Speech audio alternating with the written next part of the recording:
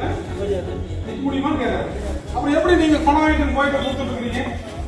ஒரு அரை மணி நேரம் நீங்க உள்ள நின்று வாங்க பார்க்கலாம். எதுக்கு பணம் வாங்காதீங்க இல்லைன்னா அந்த பணம் வாங்க கூடாது. பணம் வாங்குறீங்க உள்ள நேத்த வந்து பாத்ரூம் போற மறுபடியும் அப்படியே வச்சுக்கோங்க. நீ வந்து அந்த பாத்ரூம்ல எப்படியா யாராவது போய் யூரின் போக முடியுமான்னு செக் பண்ணுங்க. இல்லைன்னா இது எதுக்கு பணம் வாங்கிட்டு டோக்கனே கொடுக்கலங்கிற ஒரு கம்ப்ளைண்ட் வருது. பாதி பேருக்கு டோக்கன் கொடுக்குறீங்க, காசு மட்டும் வாங்கி போட்டு அனுப்பிச்சுடுறீங்க.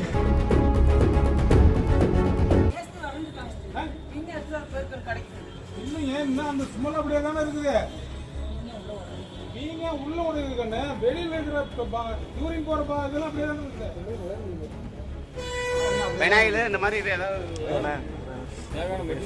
யூரின் போறதுல ஏதாவது யூரின் போற இடத்துல சும்மா கம்மியா இருக்கு உள்ள வந்து பாருங்க.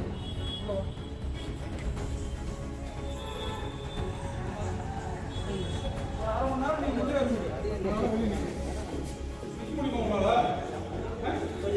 நிக்க முடியுமான்னு கேட்கறேன். அப்புறம் எப்படி நீங்க பணம் வாங்கிட்டு போயிட்டு கொடுத்துட்டு இருக்கீங்க? உள்ளே நிக்க முடியல, எப்படி பணம் வாங்கிட்டு உங்களால நீங்க ஒரு அரை மணி நேரம் நீங்க உள்ள நின்று வாங்க பார்க்கலாம்.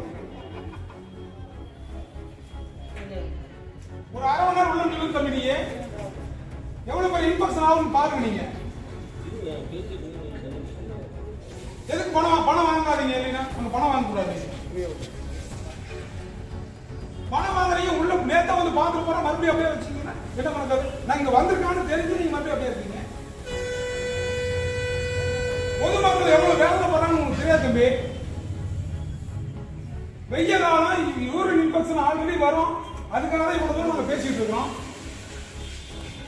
நீங்க பணத்தை வாங்கிட்டு மறுபடியும் இப்படியே வச்சுட்டு இருக்கீங்க. கமிஷனர் போன் பண்ணுங்க.